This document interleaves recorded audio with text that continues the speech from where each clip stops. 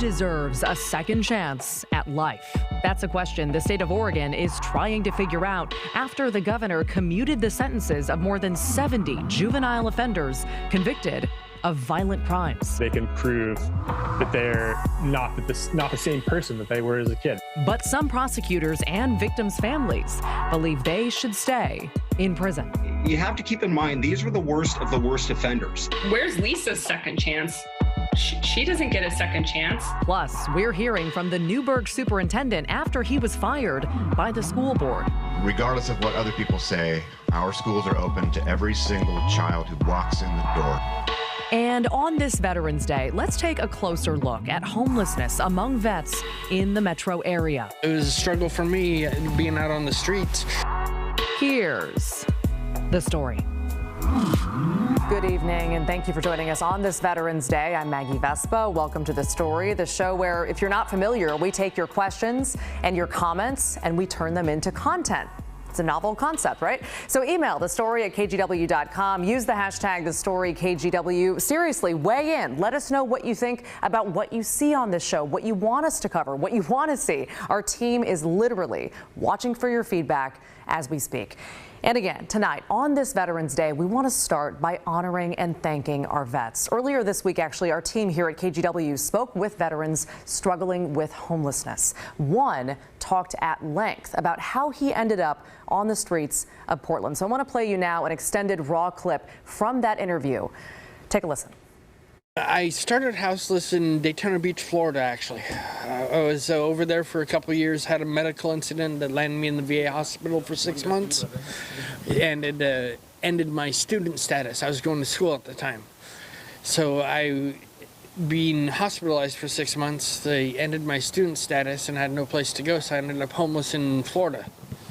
And I got on with Salvation Army, and who was able to help me out with services there and connect me to a case manager. And when I moved back to Portland, it was supposed to be a simple port of transfer of my voucher and then be into a new place here in Portland, but it didn't work out that way. So I ended up being homeless for another 6-8 months after getting here. Now, thankfully, that story has a hopeful ending. We met former Marine Jeremy Hamilton at the Brighton Building in Northeast Portland. It's new, and it offers affordable housing to local homeless veterans. That's where he is now, and we're so glad. And you know, we cover Portland's housing crisis a lot, okay? It's overwhelming, it's out of control, and we will keep demanding our elected leaders do something to make a tangible, noticeable difference. But for tonight, on this Veterans Day, as the proud daughter of an Army veteran myself, I want to take a minute to tell you about one area where officials say, at least, there is progress. Because more and more, I've noticed local officials highlighting this one common point, something they deem a win and a reason to hope amid our housing crisis. Let me back up. Last month, I interviewed Metro Council President Lynn Peterson, and I asked her if she thinks the Portland area can ever truly turn this housing crisis around. And she said yes, because of big examples of progress like the recent affordable housing bonds and the Metro Homeless Services Tax, which are just starting to fund projects. Then her communications rep kind of piped in and brought up another reason, and that's Progress Housing Veterans, who stats show make up about 11% of the overall homeless population in Multnomah County. There's still homeless veterans, but we have more homeless veterans entering housing than we do having housed veterans entering homelessness on a monthly basis in this region. That's been true for some time. That's the goal, and there's a framework for that, and it just takes a tremendous amount of time to work through individuals and build the trust that's needed to actually get in touch with folks and get them to the services that they need to find that stability. So to reiterate, more homeless veterans are getting housing in Portland than becoming homeless, like more than the new ones who are becoming homeless. So in other words, officials say the Portland metro area is slowly, progressively chipping away at veteran homelessness locally. That's big. How is that happening? Largely federal funds aimed at helping vets. Most local officials will tell you they need that same level of help from the feds to address homelessness in general. Now, that's a broader, more complex issue. So for tonight, know that local leaders have placed more than 1,300 veterans into housing since 2015. That's according to a Multnomah County press release, which also brings us our quote of the day. Mark Jolin, director of the Joint Office of Homeless Services, said in that release, quote, "If we can do it with veterans, then we can do it with every population." Let's hope so. And to our vets, including Jeremy Hamilton, thank you for your service. All right, let's get to our big story now. A lot of us make mistakes as teenagers. At that age, it's pretty much par for the course. But for most of us, we can put our mistakes behind us. Frankly, they weren't that bad. They weren't that big. For some, that's not the case. For some, mistakes made as teenagers alter the course of their lives and the lives of others. So, should people who do something terrible young, like commit a violent crime, even murder, get a second chance? That's the question that Oregon lawmakers are taking up as we speak. So here is tonight's big story, researched and written by KGW producer Ashley Koch. She was an amazing sister. We were 13 months apart, so we were grew up best friends as well as sisters. It's been 29 years since Lorna Flormo's sister, Lisa, was killed. In 1991, a teenager broke into her house and stabbed her 17 times in the neck. And then, all the details started coming in about, that this 16-year-old boy had nearly decapitated her with a dull Boy Scout knife after he had attempted to rape her.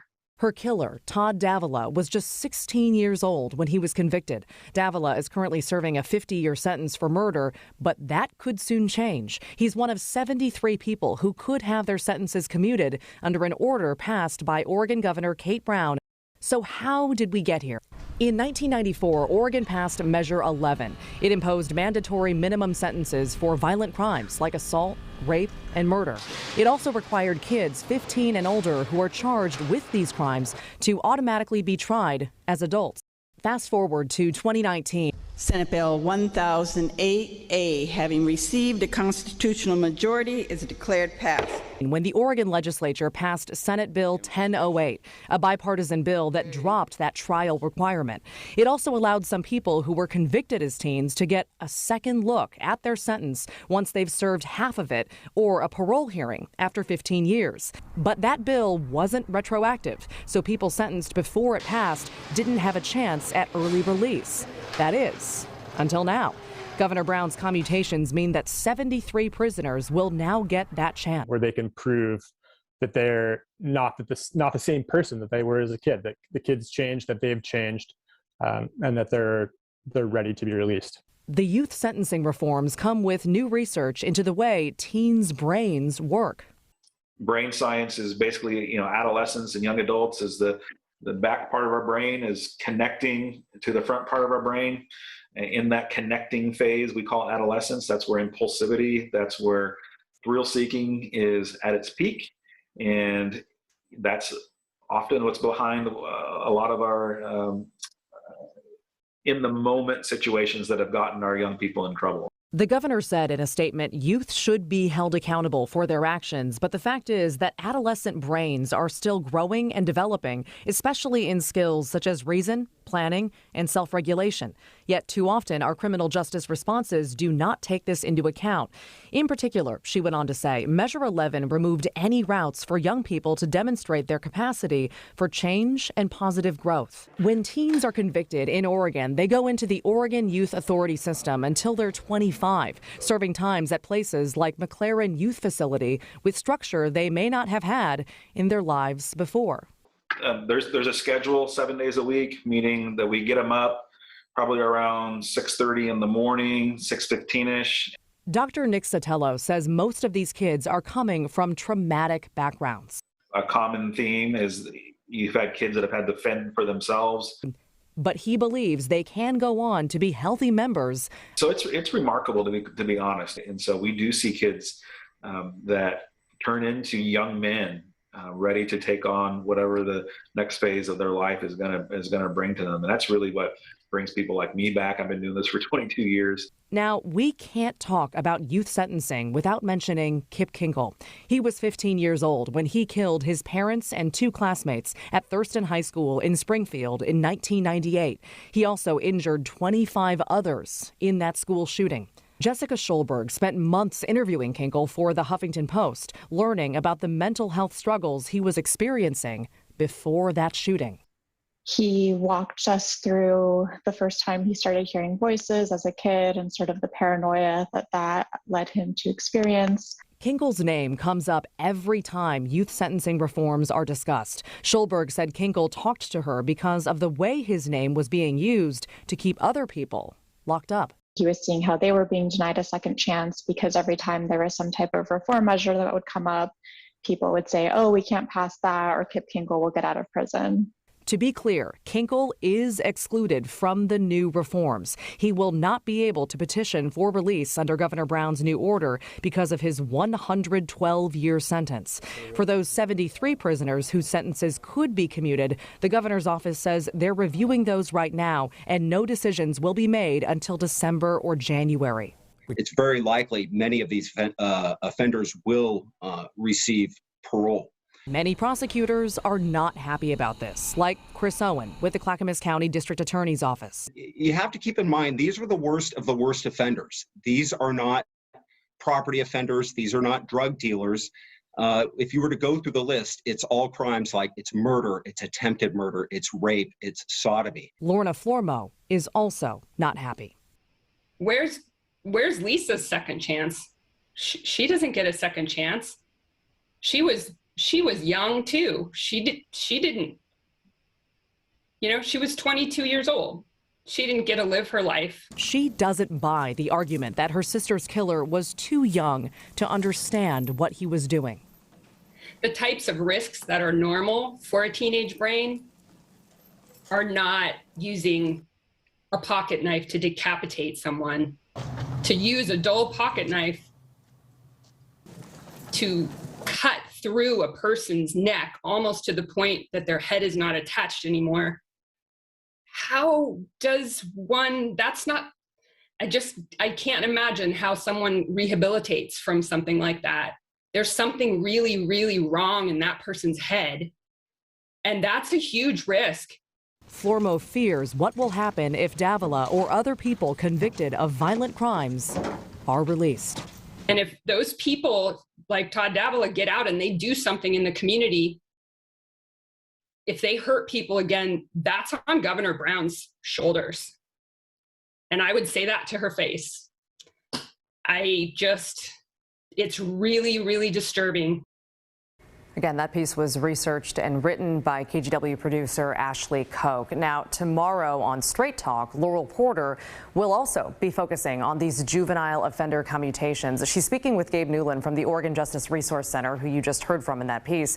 She's also talking to Marion County District Attorney Paige Clarkson. That airs tomorrow at 7 p.m. on KGW.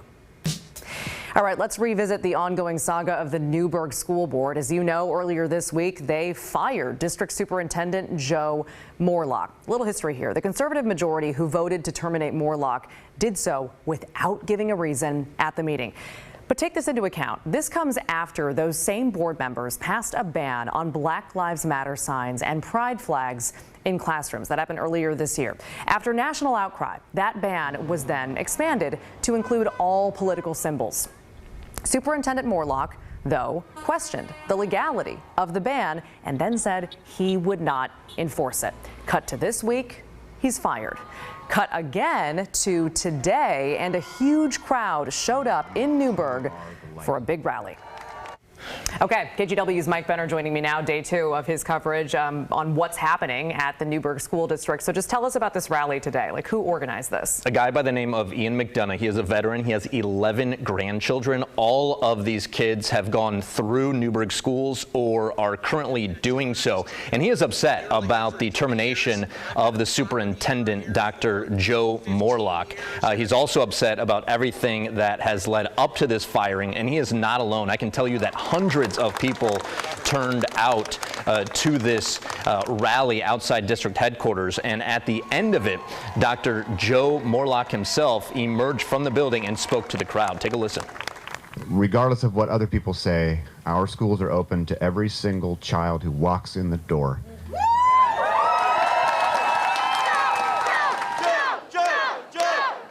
I'm overwhelmed by this show of support, but I really hope that you continue to support the schools and every single day, and don't let the messages get you down. You truly are the light, and shining light is how you erase the darkness, okay? That's how you do this, and today you have...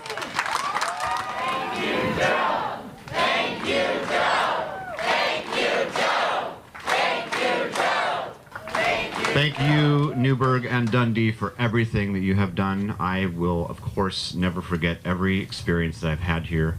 Thank you again to this amazing staff. Thank you again to all the students. And thanks again to the community for being so supportive. And I hope that your support does not end here. These are your schools. This is your community. Okay, interesting. So we do want to remind people at home, again, it was the conservative 4 members, the majority of the school board, who voted to fire the superintendent earlier this week. And you've tried, I mean, multiple times to talk to them. They've never given a reason publicly for firing him. So, I mean, what are they saying now? Absolutely nothing. Nothing. At least not to us.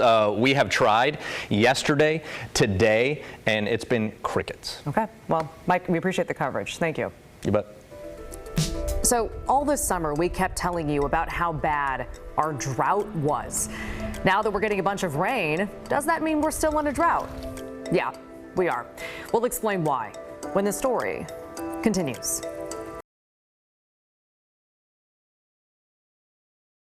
Welcome back, guys. Keep sending in those questions and comments to The Story at KGW, or use the hashtag The Story KGW on Twitter. And case in point, we use them in the show. Here's one from Scott. He said, "Are we still in the middle of a severe drought?" Then he wrote, "Kind of ironic, considering that we have flood watches and a warning for the state." Well, Scott, we appreciate you writing in, and you're right. This is a look at the latest map from the U.S. Drought Monitor. At least you're right, we are still in a drought. You were suspecting this. You can see almost all of the state is still in a severe drought or worse. So Chief Meteorologist Matt Safino, kind enough to grace us with his presence again tonight. We appreciate it. So for those wondering, how are we still in the drought given what we're seeing outside right now? Yeah, when you think about drought, you really have to think long term, because you don't get into a drought over a week or a month, and you don't get out of a drought with a couple of good weeks of rainfall like we've been getting now. So I want to show you our climate almanac and just focus on the numbers on the right-hand side, the rainfall numbers. For the month so far, we've had 2.51 inches of rain. That's good. That's 69/100ths of an inch, not quite 3/4 of an inch above average for the month to date. So we're off to a good start for November. November, one of our 2 wettest months of the year. But I want you to focus on this number. Since January 1st, we are still below average by nearly 3 inches. That's in spite of above average rainfall in September and October, and doing well so far in November. So again, it just points out that it takes a while to get out of a drought. We're not even up to date. We're not even at average rainfall for the calendar year, let alone long-term, longer than that. So for that, I look back at our rainfall records. You know, the last time we had a year with above average rainfall was 2017.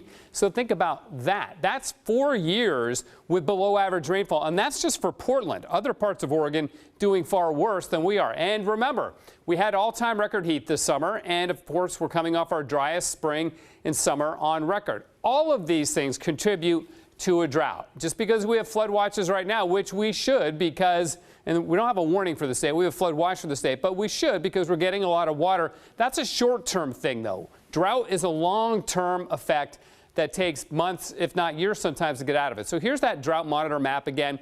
We're making progress. Northwest Oregon, no longer even dry.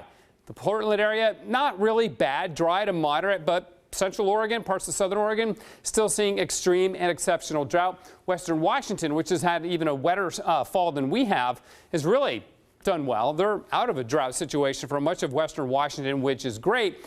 But the other thing about this is that not only is it a long-term condition, it is also widespread. It's not just Oregon. Look at the West. Look at California. Most of California now still under extreme or exceptional drought. That extends through Nevada and into Utah. So this is not just a local problem, not just a state problem. It's really a regional problem.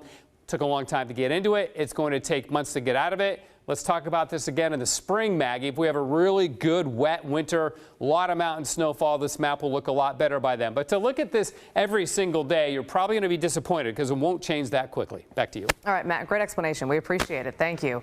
Still ahead on the story, we're going to talk about Portland's budget. Now, before you change the channel, it's not as boring as you think it's going to be because a lot of it actually has to do with a plan to pump a bunch more money into the police bureau after partially defunding them last year. That's next.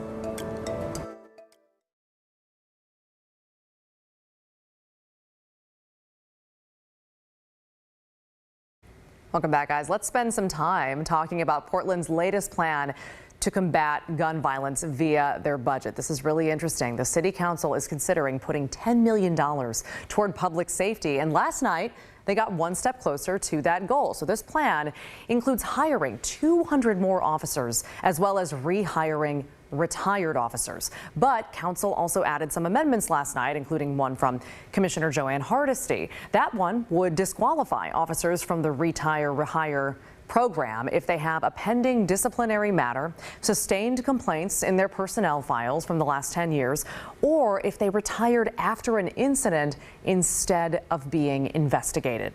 It would also limit rehired officers' contracts to 1 year. So during last night's meeting, City Council heard hours and hours of testimony from Portlanders, and obviously we can't play hours and hours for you here now, but let's highlight two opposing perspectives when it comes to police funding. This first one is from Don Osborne. His brother-in-law, Jacob Vasquez, seen here, was killed in a random shooting in Northwest Portland back in September. When the police levels were much higher, there was much less shootings. That was obvious in the numbers. So it seems to me that the city council, many here, are more interested in about defending criminals and more about villainizing our police officers than really making real change. Now, we should mention gun violence spiked in cities across the country during the pandemic. It's not just Portland. So a lot of experts think there are other factors fueling this surge beyond the police shortage. Things like people having been out of work, kids being out of school, increased drug use, things like that. And that's why some argue more officers won't necessarily mean fewer shootings. There's a narrative that is being fostered by some in our community that if we just increase the number of police officers in our city, we will immediately solve all the gun violence problems in our city. Such thinking fails to understand that policing cannot be effective without building community trust and support, as well as addressing the root causes. So the City Council is scheduled to vote on the final budget next Wednesday, which also includes $18 million for homeless services. We'll keep you posted. And hey, in the meantime, I do want to remind you about our Hey Help campaign. This week, we're asking you to consider donating to North Star Clubhouse. They're a recovery program in Northeast Portland for people who have experienced a mental health crisis or are struggling with any mental health diagnosis and would just like to be around others who can relate. So to donate, just hold your phone's camera up to this QR code. It'll take you to a donation page. You can also, frankly, skip that step and go to kgw.com/heyhelp. In the meantime, I spoke with a man named Daryl Lewis who says North Star helped him when he was battling depression. During my diagnosis and my challenge, which is over now, I'm thankful for that, I needed a place to go and something to do, because staying at home and being isolated was the absolute wrong thing for me. And I found North Star. I was able to come here at my convenience, become a member, and the things that we have to do around here are to run the clubhouse. So that is the actual therapy or the work that we do as members is run this clubhouse. We pay the bills, we fix the food, we paint the walls, whatever's necessary. And it's that kind of work that is meaningful, not only to the members, but to the community. And so once people get engaged and they start volunteering for work, and we've got a ton of stuff that needs to be done, self-esteem grows, people's self-confidence comes back. and they realize that they're not alone.